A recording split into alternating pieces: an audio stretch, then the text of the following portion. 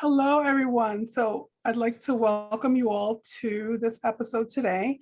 And so today we're going to really talk about depression in the Black community, and we're going to talk about some of the suicides that have occurred. I'm your host, Amira Martin, and I have three amazing business owners who are all CEOs here with me, and I would like them to introduce themselves. Racquel, would you please start us off? Hi, sure. My name is Racquel Jones, LCSW. I have been a therapist for 27 years, and I've had a private practice for almost 7 years. My practice is located in New York and New Jersey. Right now, I'm completely online, and I have 5 therapists within my practice. My practice works mostly with Black women and girls, and also maternal mental health, where I work a lot with pregnant people and people who've recently given birth. And Practice name, Racquel? my name of my practice is Transforming Lives Counseling Center. Terrific. Thank you. Thank you. Thank you. So who's next? Go. My name is Odile McKenzie. I am a licensed clinical social worker. I have a private practice. It's all virtual, based in New York. So we service people of color, men and women included. So we primarily focus on anxiety, depression, life transitions, and we recently expanded into life coaching. So I'm also a certified life coach, where I help people work through whatever problem they're having, whether that's like dating issues or career problems, or just like whatever you're stuck in, just helping you get unstuck. So I currently have 5 therapists of color working in the practice and an intern. And again, we're just like really focused on like really serving the community, the Black and Brown community, to help us get to a place where we are no longer surviving, but we're doing like some thriving work, and we're nurturing ourselves along the way. Terrific. Thank you so much, Odile. Welcome. Kat? So my name is Katiuscia Gray. I'm a licensed clinical social worker. In addition, I'm also a certified yoga teacher. I'm a trauma therapist. I'm an anxiety specialist. I have a practice in Lynbrook, Long Island. It's called Mind Meets Movement Counseling Services. And we work primarily with children, adolescents, young adults. We go as young as 5. I'm also trained as a play therapist. I do work with mostly people of color, but we work with everyone as therapists. But my practice focuses more so with children, adolescents, and young adults. And we really have a niche for somatic psychotherapy. So we really sort of help children and young adults really not just therapy per se, but we really help people understand how trauma, anxiety, and mental health is stored not just in the mind, but in the body. So we incorporate a lot of tools and techniques to sort of help people get the most out of their therapy sessions. That is so terrific and so needed, Katiuscia. Thank you. Thank you. And Amanda Fludd, I'm so glad you were able to join us. Can you please Hello. And your Sure. So hey everyone, my name is Amanda Fludd. I'm a licensed clinical social worker here in New York. Also beautiful to see my wonderful colleagues on for such an important conversation. My practice is in Long Island, but we really encompass New York City as well. And our focus is trauma, depression, anxiety, really because it goes hand in hand. And just for myself, I had the opportunity to work with a unique population, children in inpatient settings, and being able to see sort of like the darker side of mental health, and kids who can't go home, kids who attempted suicide themselves, or had young people or their friends that's completed suicide. So I think it's good that we're having this, and we're having this in this space. Part of my work is also working with ambitious women, right? And because we're not far from mental health issues either, and but doing that in the capacity of some coaching. So understanding how our own limiting beliefs may show up, and how we navigate our own stressors as we're really building our business, chasing our goals, and things like that as well. So a pleasure to be here. Looking forward to the conversation. Terrific. Thank you so much, Amanda. It's such a valuable contribution that your practice brings.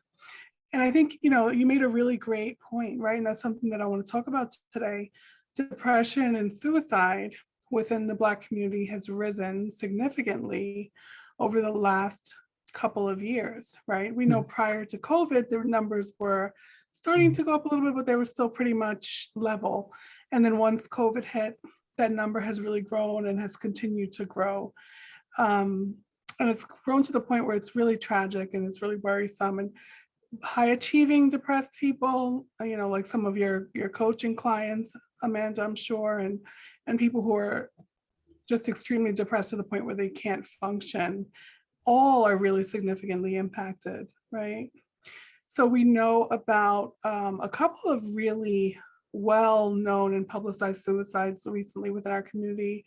Ian Alexander, right? That's Regina King's son, who died from suicide on January 21st of this year. Also, Kesley Christ, the former Miss USA, who died on January 30th, and she was one of those really high-functioning depressed women. And there are additional folks, right? There have been people within our therapy community, therapists who have committed suicide, and other people of color who have committed suicide. So it's really worrisome, right? And we know that generally speaking, we were taught in graduate school, and what we've seen probably in the earlier part of our careers, I know for myself for sure, I saw that, was that we didn't have as high a risk of suicide, right? Like the risk of suicide within the Black community was significantly lower, disproportionately lower than for other communities. And we've seen that change. So I'm curious, what has that been like for you to witness? I don't know if it's really changed as much as we think it has. I think a lot of times things are underreported. So we might think it's changed, but it's really, now I think we just hear about it more. So I do wonder if maybe we just assumed it wasn't as much, but now we're hearing about it. So now we think it's so much more. I know I've been in the field for a really long time, and I've certainly seen a lot of Black people who have committed suicide, or I worked a lot with substance abuse, and while they weren't actually committing suicide, a lot of them did have overdoses or were using substances to self-medicate depression. So then it's like a slow suicide in a way, even though it didn't happen right away. And no one would think that they were really suicidal or anything or depressed. It would just be that they were substance users. So I think we maybe haven't been looking for it as much, and that might be why it seems like it's so much more than it used to be. That's an interesting point. Yeah, I definitely agree with Racquel there. I think because a lot of us in minority communities, like we're taught to kind of keep things inside, right? And we also don't, I think when things are going well, we definitely don't like to talk about that, right? We like to talk about who's doing well, who's going to college, who got a job, but we don't like to talk about who doesn't have a job, right? Who failed out of college, who had to come back because they couldn't handle it, and who's not doing so well. So I think it's underreported, and it's been underreported in our communities because we're just not that good at talking about it. We're also not that good at like recognizing that we're in trouble also. And, for a long time, I think there's a lot of stigma around it, right? It can't happen to us. That's not a Black people thing. That's true. But as long as I've been in the field, I've experienced folks, clients, people, again, children, that at some point they faced this in their lives. So I would definitely say it's been there. It's just out more now. It's a little bit more outside the house, if you will.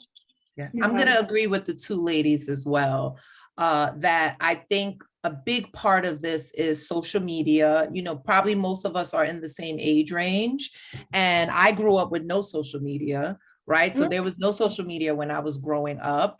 And I think what has social media done is exasperated everything. So it's interesting because you'll hear things. I was having this conversation with my mom the other day, and she was like, oh, there's so many abusers out there. There's so many people that are hurting kids. I'm like, this is the same world. People been hurting kids. People been out there getting high. People been abusing other people. It's just, you see it a lot more because of social media. It's just sort of exasperated. And to go into what Amanda said, yes, we don't talk about it as a community. I'm a Caribbean descent. My family's from Haiti, and my family was heavily into the church. And if we were bad, right, quote unquote, if I cut school, because I wasn't always the best kid, right? So if we would cut school, or people knew that we were doing something bad, it was always, don't let them know, the theys, right? The infamous they. And I remember when I got a little older, right? And I said to my grandma, who exactly is the theys, right? Who is the infamous they? And I could never get a final answer, but that is the consensus in our community. Don't let them know. Keep your business in the house. So-and-so went to the hospital because she had a mental breakdown, but don't tell people that. Just tell them that she had diabetes, but she didn't. She ain't have diabetes. She had a panic attack. And why can't we say that? Yeah. So I think that I would agree with what was shared, but I will also say that as people of color, we're more susceptible to being depressed and anxious just because of racism, right? This is a cumulative trauma we face every day, right? So we are naturally gonna be vulnerable to COVID and just being in isolation. What COVID has done, it has caused us to be isolated. We no longer could connect. We no longer could heal in our communities, and therefore we have to be isolated, which then brings up feelings that are already there, right? Our coping skills are gone. We're also more likely to be on the front line. There's also a lot of grief because we know that we are also a victim of COVID, right? People in our families are dying, right? Absolutely. So we have the pre-existing depression and anxiety that's already there, and then you add the grief from your family members being sick and your family members dying. So I think it's just causing us to really, shut down. And again, the coping skills are not there, and we're not really reaching out to services as much like other communities. So, we don't know what to do, right? We're in crisis. So it's like really hard. Yeah. And also I feel like we've also been like exposed, like, the social media, like, the gun violence, like what's happening with the police officers and, the Black community, right? So that's also being shown on the TV. And we're inside, we're watching the TV all the time. So again, we can't minimize how much that contributes to our core beliefs and how we think about ourselves and our moods, right? So when we're exposed to that continuously, it's going to cause us to feel a little bit depressed, and again, no way to cope because our communities are gone. We're now in isolation. I think it's a terrific point, Odile. Absolutely. So it's sounding to me, and I think, I think you ladies are really just right on point, right? So part of it is that it wasn't as reported, right? Like part of it is that it was kind of swept under the rug. We weren't accessing mental health care providers at the same rate. We weren't being acknowledged the same way when we did, come forward with these issues. And also I'm sure like the issues around trust and where we felt we could go for help, make a difference. The cultural piece of wanting to seem like your family and you have it together. And then also like what's added with COVID and having to be isolated and having to deal with all of these stressors that we've already been dealing with and managing some sort of way on our own. And now we lose the support, right? That's what I'm hearing. So do you feel like there's anything else that's contributing to this change or what looks like a change that we're seeing? What else would you say is a contributor? Oh, yeah. Go ahead. Okay, ladies. I'm sorry. I think just like Odile was saying, just everything is so much more painful now and so much out front, and that, racism always existed, of course, but it just seems like everything is culminating. And I think everyone is just going through so much. Even we as therapists are going through so much. It's just been such a difficult 2 years for everyone. And I think that's also part of it, is just everything just seems so difficult and never ending. And I think that's also part of why people are probably more depressed, because we don't know what's going to happen. Yeah. Yeah. And I'm just thinking, I need to look at the data a little bit more, because I've also been trying to stay away from like whatever is like negative. Not saying that, we shouldn't be aware, but I'm wondering like if also like substance abuse and use is also on the increase, right? And how that's contributing to how we're coping. Because I know initially when the pandemic began, that was like the only thing that wasn't closed was probably the liquor store, right? And we know reason why people can't go into withdrawals, right? Then it's even more dangerous. But so I think people are turning to like substances more, which is probably making them more vulnerable to suicide as well. And like I said, I don't think we shouldn't minimize how important community is to Black people, how much connection is important to our healing as Black people. We know that we like going to the club, we like dancing, we like hanging out. And when you put us in isolation, what do we have nothing, right? We have very limited support and resources to cope. Our natural rhythm, we're cut off from our natural rhythms, right? Things that we probably don't even realize is good for us. We can't do it as much and as often. Yeah. But I also want to add, a lot of those things were distractions for people, right? So a lot of times people sort of had underlying anxiety, people had underlying depression, but we had all these distractions. We had our church, we had our friends, we had the bars, we had all our activities, the gym, our hair salon. We had all these distractions, and some of them may have been positive distractions, but distractions nevertheless.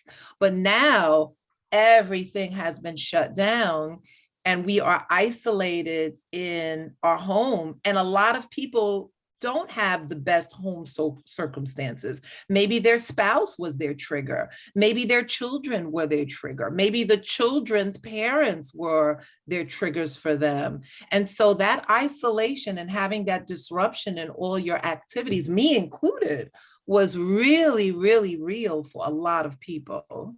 Yeah, absolutely. Because like, as people of color, again, we tend to be on the front lines of things, right? So when the children like were at home, like who's homeschooling them, right? So that's an additional stressor. So do you stay home or do you lose your job, right? Right. So it's just like, again, the stress of all of that, and you have there's no outlet, right? Right. So going back to your question, Amira, I think we just might be tired. Like it's taxing being us on a regular day. And we had all these resources, if it was a distraction, but it did help us and help us to get through. But now you take that off the table, you're still adding on, the stress of what's happening just historically with COVID-19 and what it means for us, especially when it comes to work and who's actually going out and doing those things. Like was said. So I think we just don't really have anything else. And, we're also survivors as people too, right? And our job has been to survive, right? And some of that has been holding on to things just so that we can survive.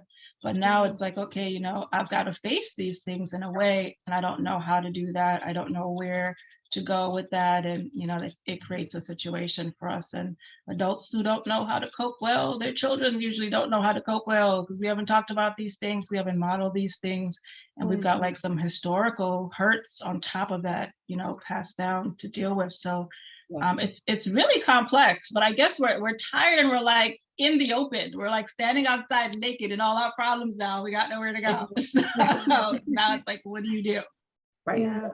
And I think what's even worse is that we haven't done enough of the work around like liberating ourselves from like white supremacy and the ideology and capitalism and the idea that if you pause, if you slow down, if you be less productive, that somehow you're not valuable, you're weak, and so it's just like, as Black people, of course, we know the history of slavery, right? So it's just like we have internalized that to seek help, to rest means that something is wrong with you, and again, you're undervalued. So you've got to constantly work.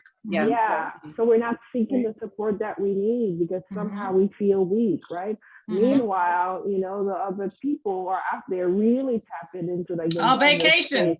Yes, wellness things, like all the things that are good for us, that's supposed to help us cope, like yoga, meditation, therapy, Taking right? a day off, using a Yeah. sick day. Right. Mental health day, Right. right? Right. We're not using We're it. not. We're not, yeah. We're not using it and we're not accessing it, right?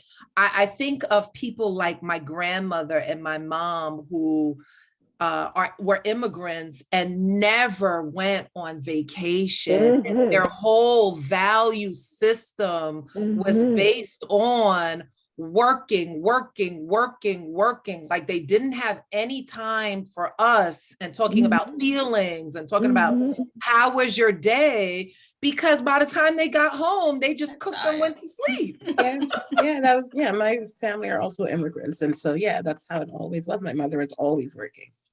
And she'd be working, she was a nurse. So sometimes she'd work 12 hours and then I wouldn't see her. My mom's a nurse too. I know that life right I wouldn't see her and she would just be working. And she never went on vacation, never took time off because she was a single parent. She had to raise us and she had to work. She couldn't take a break.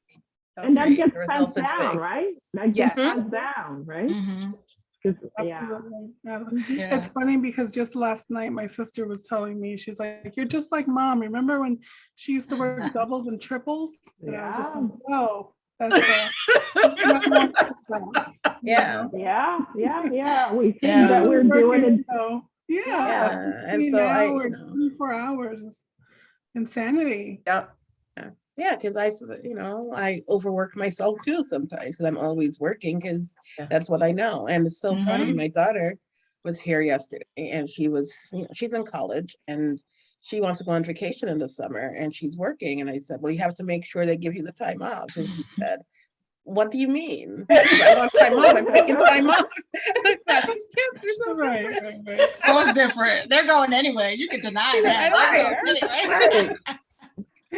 Right. I mean, I'm capping at 8 hours these days, y'all. But I mean, just like that moment of constantly, like you have to be on, you have to produce. And I think it speaks to like our worth too, and being able to appreciate that, because like I don't want to minimize the work of our people before us to get us here, right? Because we've had to just work hard, and we have to continue to do that because of the color of our skin that we're just behind. But I think what also hasn't like caught up or gone just as fast is recognizing that at some point we've got to celebrate that too, right? And own that we have come this far and that we do own things now. We do run things now. Like we are bosses now. We are moving up that ladder. And that also makes it okay for us to pause sometimes and really take in what we've been able to do and really celebrate that. Because I think the more we work, we also miss that. And when you miss like the little joys, if you're not celebrating that, then all you know is that work, that hardship, but you're not seeing the good things. I see my shirt blessed. You're not seeing the blessings along the way, right? And that's what gives you that joy as well, that gets you to get back to like that happy space, and you don't feel so beat down all the time too. So we've got to slow down because we can now, and because like you deserve that. You've worked hard. Everybody's put you here. So yes. And I gotta say, it takes a conscious, because I got that passed down to me also, that work until my body broke down. This was in my 30s. My body broke down and I had to say, this is ridiculous. I can't live like this. I won't live like this. So you have to make a conscious decision for that. And now I make no apologies for vacations. And the guys who know me here, I stay on vacation and I make zero apologies for it. Zero.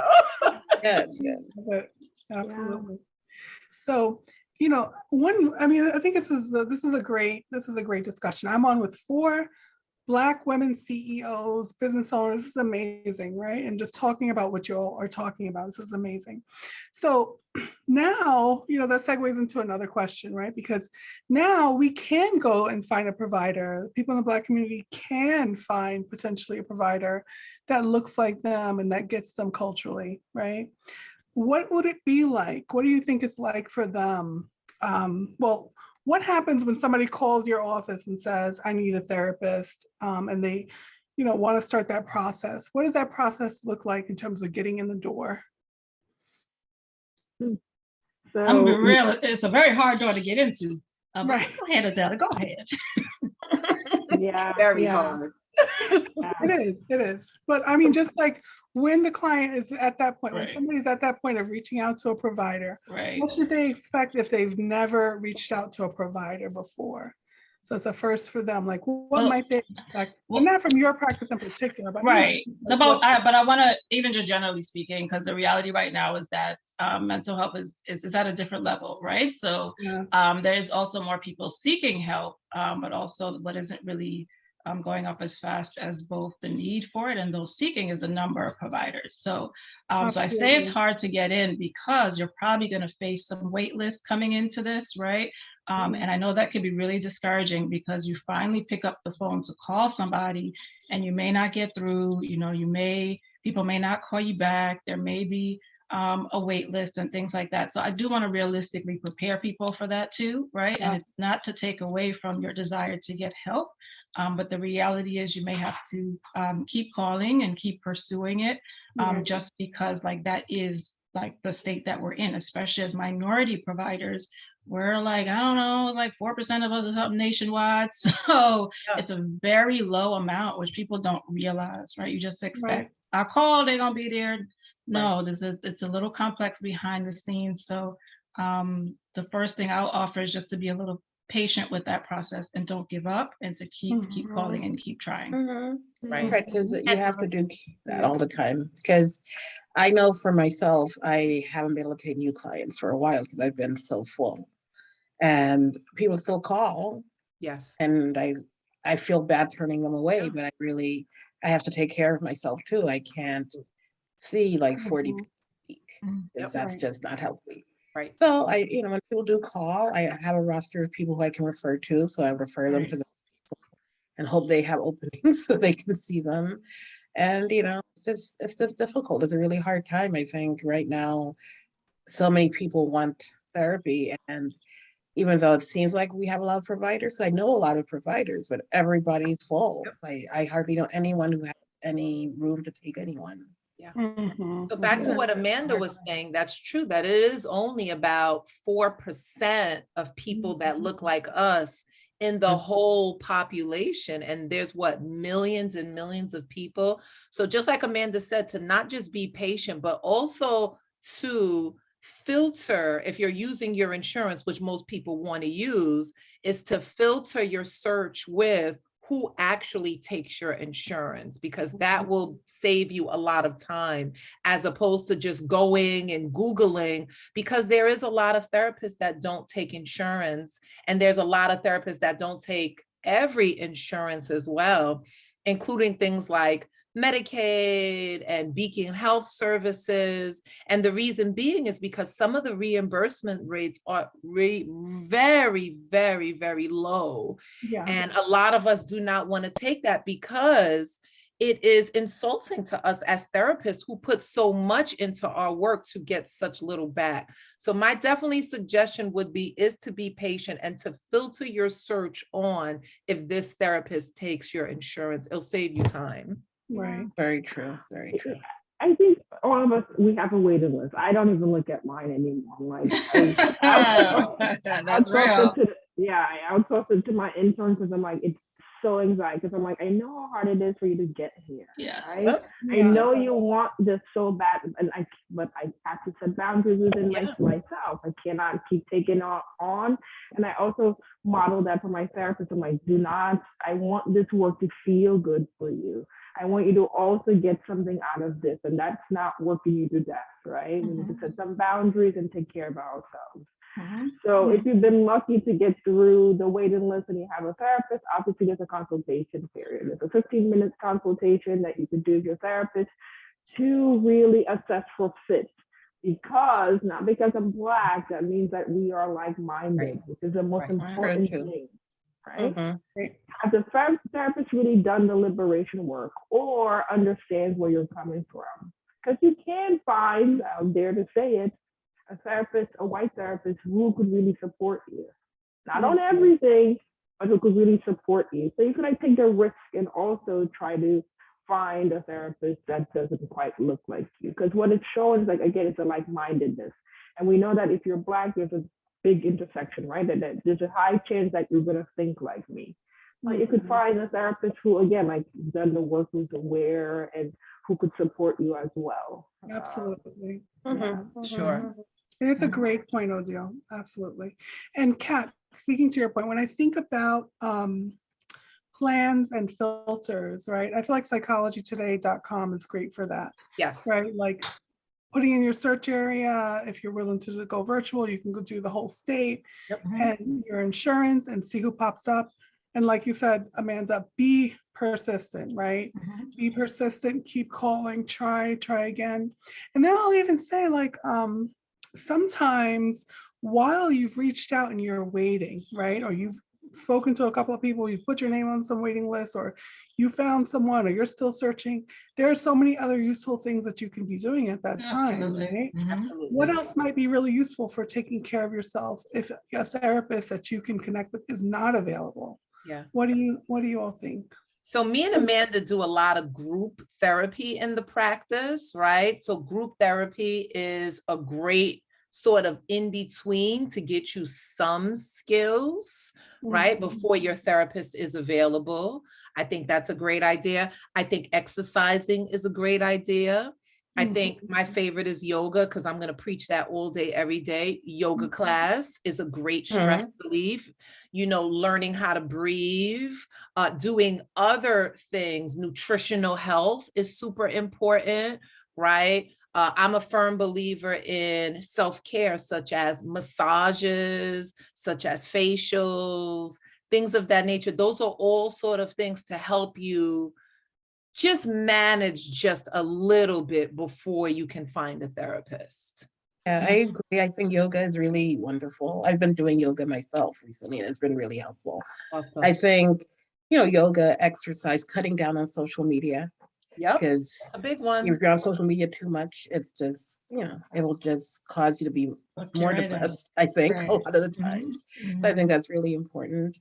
Just finding things that you enjoy that are good. And, when you can go outside, take walks, spend time with your family, just doing things that can take your mind off of everything for a little while. Don't watch the news. I tell that to my clients all the time. Don't watch the news, because the news is only going to make you feel worse. So I always, especially people with anxiety. Yeah. So for me, even as a therapist, like my clients, they know, don't just come to therapy, right?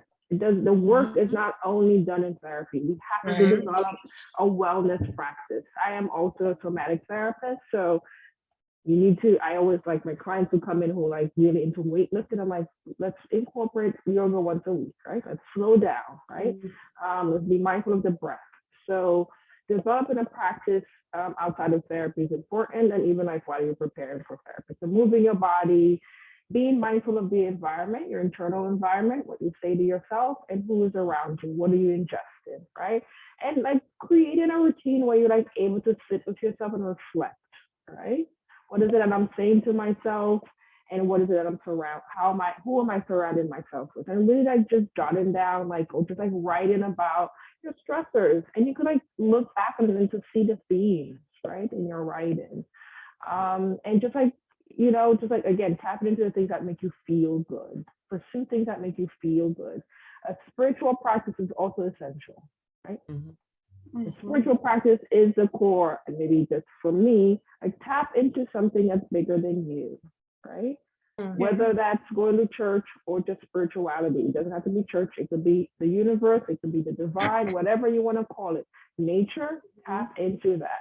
That will help support and ground you until you're able to do the work. And in addition to doing the work. I think coupled with that, with the higher belief stuff, but I think even things like prayer, right? Because it's a conversation out loud. So instead of everything being inside of you, sometimes just hearing yourself say something too, sometimes will give you some perspective. It's a little bit of a relief. I think in this space and time, we also have a hard time being with ourselves and with the quiet. So, we've got to learn to do that too. So I think even being intentional there, slowing down and doing things like breath work or meditation, mindfulness practices. It gets you to just notice what's happening and learn to not respond to it, right? Everything doesn't have to be a reaction. I don't have to run away from my discomfort. I don't have to start yelling because I'm angry. I can really decide, and in that learn to also manage and control myself. So, a lot of these things are things you would learn in therapy with us. And, therapy is work. So you've also got to be prepared to do that work with us. And you can certainly work on that work on your own while you're waiting to get here, right? Get a good book and read too. Like that could be your thing. Commit to that. I read a chapter every week. There's so many different kinds of books out there, within the self-help realm, but whatever it is, I got to work on my relationships. I got to work on how I feel about myself, because a lot of this you just probably did not have up until this point in your life, right? Who told you how to set boundaries? Who told you how to, calm down or express yourself, right? So if you don't know it, go get a book and start reading and practicing those skills. That's all. It's a good starting place. And now there's audiobooks. Technology is great. Oh yes, I'm glad you said that. I'm an audiobook fan. Yeah, and there's podcasts. I just sent my friend a podcast this morning, the Happiness Lab, right? No stupid questions. There's some great podcasts out there that could at least give you the education, understanding what's happening within you, what are your feelings. Yeah. Right. And of course, meditation. There's tons of apps for meditation. You could do that once a day, 15 minutes. Yep. And you have time, like Racquel said, get off the scroll and you'll have time. Right. Okay. Audiobook, that's the drive to the grocery. You gotta go out at some point, right? So you have time. It's what you want to do with your time, really. For sure. Create a wellness routine. Right? It's essential. It's essential, even for us. Oh, yes. Sometimes I think especially for us. Yes. Yes. But yes, absolutely. This is terrific. And these are all some of the things that I imagine you also might incorporate as part of a treatment plan if someone were to come to you who was depressed. These might be some things that you have them do as well, right? So they can get started ahead, to get started taking care of themselves. Yes. Yeah. So historically, and I know we touched on this a little bit before, but as Black women, we have been taught to push through, right? Don't take time off, don't take vacation, don't even consider an antidepressant if you need one, don't cut back. And I feel like this is partially based on what we've had to do, but I also feel like at this point, there's also some degree of choice, right? What do you think about when you think about where we are with that as a community, accessing help, and how much we're feeling like we have to push through versus be able to access help as a whole, as a community? Well, I think we still feel like we have to push through because there's so many things holding us back sometimes. And yes, things might be easier a little bit now, but our community has a lot of things we have to still work on. And I think the whole idea of the strong Black woman needs to be thrown out, but there's still, because we always think we have to be strong and we have to do this and we have to do that and we can't take a break and we can do everything. And I think we need to remember that it's okay to take a break. It's okay to rest. Nothing's going to happen if you take a break. You don't have to work 50 hours a week and take care of your kids and go to church and do this and do that and do everything else, because no one can do that and be okay. Because you'll just get sick. And then once you're sick, what are you going to do? So I think we need to, start putting ourselves first sometimes and not putting every other person first. Sometimes we put everyone except ourselves first, and that's never a good thing to do. Yeah, I think it's so complex, that question, right? Because I think on the one hand, we take a lot of pride in being resilient, which we are, right? But I think there's also a fear that if we stop, what's going to happen, right? There's a lot of fear around that. And one could also argue that who is really out there supporting the Black woman, right? Who's really out there supporting us? We're always on the front lines, really fighting politically, socially, and our families. If we stop, who's going to be there? Nobody. That's how it seems, right? So that's why we have to keep fighting. Yeah, which is, it's hard, it's scary, but we could just start taking small steps towards that, right? But maybe if we stop fighting, then people will do something too, though. I guess we have to see it that way. That's not what the research shows, but we would like to believe that people will be there to support us. But we know that that's not always. I mean, I don't want to be a negative one, but we know, like with patriarchy, that's not always the case, right? Like we ended up in this position for a reason, right?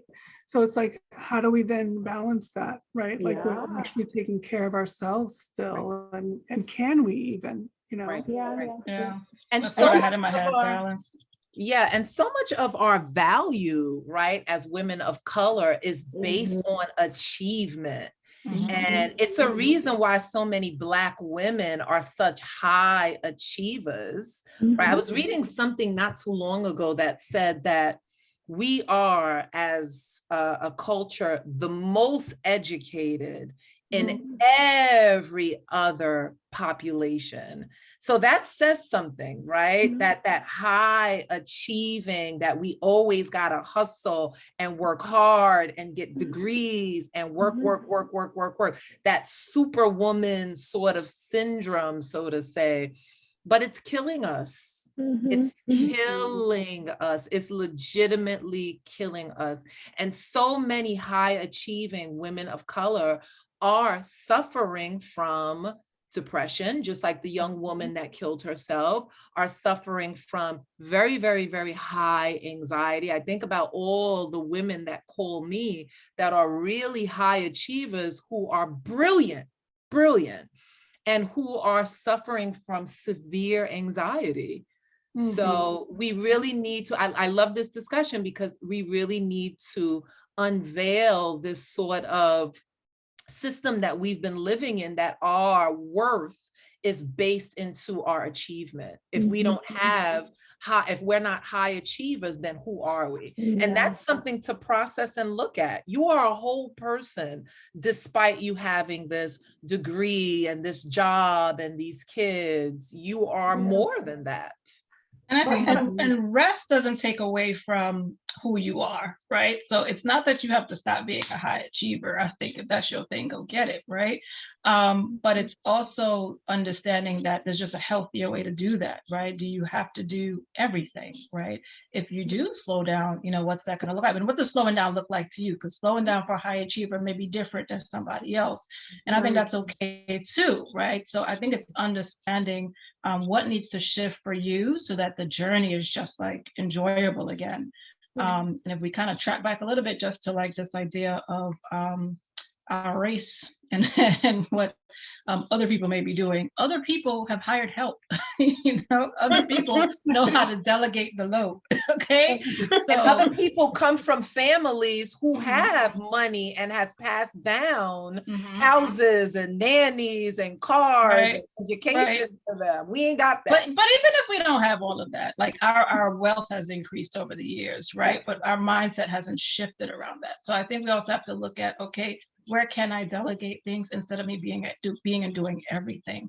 So even within my home, like where can I ask for help, right? If I'm cooking dinner every day, can you help your kids so that they can cook dinner one day and you get a day off, right? Is there like a friend? Can we like network together? Maybe I'll take the kids a weekend so you can have off, or and vice versa, right? Or maybe I'm in a place that I can afford a maid once a month or whatever that is, but can we be open to those ideas also? Because it doesn't change who you are, doesn't change how great you are. It gives you space to be even better, if anything, because now you can rest, be who you want to be. So I think, again, just not letting go or thinking that you are giving up who you are or giving up being a high achiever, successful woman, whatever, but you can have that and still have balance, but really examining what that needs to look like for you so that you can operate in just a healthier space. Yeah, balance is absolutely important. And I think we definitely need to interrogate how we ourselves are contributing to being victimized by society, right? But I also don't want to minimize how we are being socialized to take on these roles, right? And we are fighting against the stereotypes as Black women, right? That we are less than, we're baby machines, all the other stuff that we hear. So we are actively fighting against it. Unfortunately, we haven't learned how to balance that out, right? How to externalize, right, these things and not see ourselves as our achievements and how much we could produce in terms of our careers. But Mhm. you know, it's not just the individual; it's how is society It's a contributing to collective. it. Mhm. Yeah. That's And, why we're you know, tired. We're fighting so many different things, honey. It's exactly, hard. exactly. It's a constant thing. Like, Right, do we're we always really fighting stop? against something. Yeah, Mhm. and we feel like we're doing it alone, but if we come together, right, we could have some support, right? Absolutely. Mhm. So this is terrific. So now I want to get a little bit personal with you all, right? And I'll talk about what I do too. But how do you manage your own mental health in this business as a professional? How do you manage your own mental health? Well, I'm in Therapy. therapy. That's how I I'm manage. there with you. Mhm. I go to see my therapist, well, it's virtual, so I don't go to see her. I talk to her, and it's a Black woman. I personally made sure I had a Black woman therapist, and I see her every other week. And that's what I do. That helps me. And I try to just take care of myself when I can. Because it's so important, because I was finding earlier that I was just working too much. I was seeing too many clients. I was always tired. I was just doing too much. And I realized I cannot do all of this because it's not healthy for me. So, that's what I do. And that helps me a lot to be able to prioritize what's important and what I need to do and what I have to do to take care of myself. Yeah, I think for me, therapy is essential. It's been in my toolbox for years. What I'm starting to incorporate also is I meditate daily. I start my day with a 15-minute meditation and then I move my body. So I alternate between doing yoga and doing my Peloton, which kicks my ass, but I love it. Sorry. So moving my body, obviously reading a lot and tapping into my support. Learning to ask for help, also listening to my body. Okay, I'm tired. Do you really have to do those notes? Do you have to do all of it today? Can it wait until tomorrow? Right? And really checking into myself and say, what is it that you need today? Because it will get done. It will get done. What is it that you need today? Right? Taking more vacations, more time off, setting boundaries. All those things are important. With or else you burn out. I had to learn the hard way. I got diagnosed with lupus, and I'm like, if I am stressed out, guess what? My body's gonna tell me that I'm stressed out. Yeah. Right. So I had to learn how to really slow down because I'm from the Caribbean, and you know what happens, right? Work. Yeah, we have to have 5 jobs. Yeah. That's a slow season. That's a slow season, right? 5 Yeah, 5 jobs. Yeah. So definitely listening to your body. You know what you need to do. Also, my spirituality. I had to, that's essential. Terrific, Odile. So for me, I'll say I definitely have a therapist. I've had Black therapists, I've had white therapists, I've had Latino therapists, I've had all kinds of therapists, right? And honestly, they've all been exceptionally helpful. And the other thing is deep breathing, like doing breathing exercises helps me tremendously.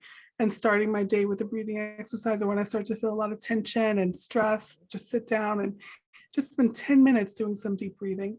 And then the final thing is walking, like literally just going for a few 10-minute walks. Like if I feel really heavily stressed, I will throw on my sneakers, go outside, walk, and I'm in a better place within a couple minutes. Love that.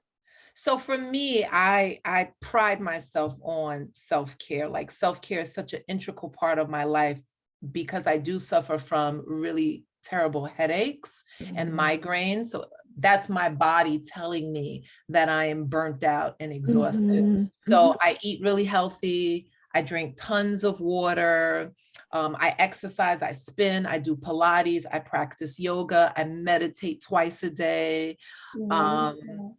I spend time with friends. I spend time with my children who are a lot older. I spend time with my friends, with my family. I go on vacations pretty consistently. I do facials, body scrub. I know it sounds like a lot, but it needs a lot of maintenance. I need a lot. That's amazing. Yes. That's the only way that I can manage seeing, being in this field and being in this business. And a big part of me also was not taking on so many clients. Like when the crisis started, that I used to be like, okay, well, these people need help, let me help them. But I was literally burning out, fumes burning out. So now I have to learn to say no. And just like Odile was saying, the wait list is crazy and there's not much that I can do about it because I'm not going to burn myself out. Right. Right. Terrific. What about you, Amanda? What do you do? I know you do stuff because I've heard you talk about it. How do you take care of yourself? So I'm a goal-directed person, right? Hey, ambitious lady with your goals, right? So, you know, you have to know yourself. So what I realized in the pandemic, like I just wasn't as active physically, and physical activity is really what does it for me. So I like to run. So like what I did intentionally this year was sign up for a couple races, because if I know it's coming, to finish it, I have to run. So it forces me to get out, it forces me to move. And I go to the gym and things like that. So you know, it's not a lot of my time, but I put it on my calendar. I schedule it. Monday morning, this is where we go in. Friday, this is what we're going. So, you know, you have to be intentional with it, but, you know, running works for me. If I can't really do anything, maybe just a little bit of like breathing at home or stretching at home or doing a little workout at home. There's so many things available to us. There's really no excuse. Right? Everything's on YouTube. There's an app for everything. Like, no excuse. But know yourself, right? So for me, it's having somewhere to go and having a deadline or something on the calendar, right? But what is it for yourself? And work with yourself. Don't work against yourself. Terrific. Oh, this is wonderful. So I just have one more question for you all. What would you say to a therapist of color who's doing this work right now? What do you say to them in terms of being able to move forward and do this work? What's your piece of advice? Go to therapy.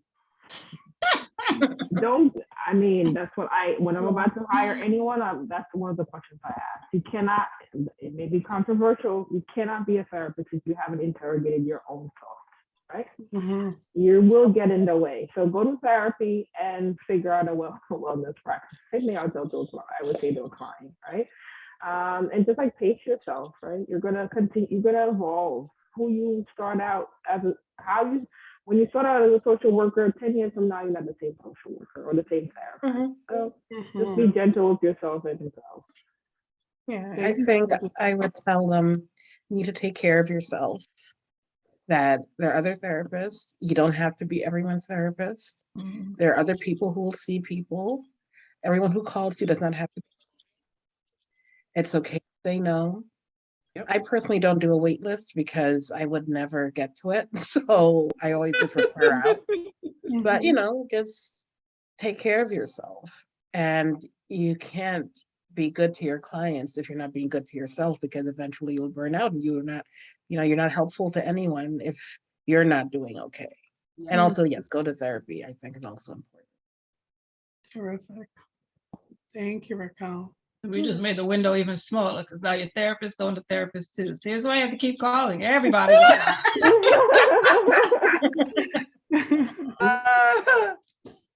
That's why the fee is so high. We have to take care of ourselves. We got to pay our therapist. Exactly. I think for me, the biggest lesson that I learned early on in my career, I had a great supervisor who was a woman of color, and she said to me, don't chase money, right? If you're coming into this business to just make these millions of dollars and you're chasing money, you will not make money. So the biggest advice that I took from that was hone in on your skills, right? So get your trainings together, right? Learn this field, learn this business, and you will then become this amazing therapist, and then the people will come and then the money will follow. But don't come in this business to say, okay, I just finished school, I'm going to go into my own business, my own private practice. It's inappropriate. It's completely inappropriate, in my personal opinion. I agree with you 100%. I agree. Also unethical and not professional. That's all I'm saying. I agree with you so much. That's, it'll all come together. There's no need to do all of that. Yeah, and I think along those lines, keep learning and growing, right? There's so much information out there, and I think even as therapists, we've got to equip ourselves for the work too. So, whatever it is that you find that you enjoy, like study that and be better at it, right? So you have all those tools to lend to your clients, and they can get more out of the experience too. Like, you can't be doing worksheets forever, people. we gotta be able to string together a little bit more to move people along. We're dealing with real lives, right? And we owe them that level of professionalism and experience. Yeah. I'd also like to add that I don't let people tell you that you don't deserve to make money from doing this. That's just social workers. You don't Yeah. just take kids away and like work for $2. Yeah, Do especially not. social workers. I think in school they teach you that, you should just be happy being fulfilled with the work. That's bullshit. No. Yes, exactly. Exactly. You deserve to get paid. Yep. You Of course. deserve to support yourself doing the work. Right. Yep, of course, yes. Right. Okay, this is terrific. Well, thank you all so much for your time today and for this information. I am hopeful that we're able to really touch people and help them, just guide people in where we are. We are in a crisis, and hopefully we can contribute this and all the other things that we do contribute to help alleviate some people's pain. So thank you all, and have a great rest of your weekend. You Thank you, too. Amira. Thank you so much. All right. Bye-bye. Bye.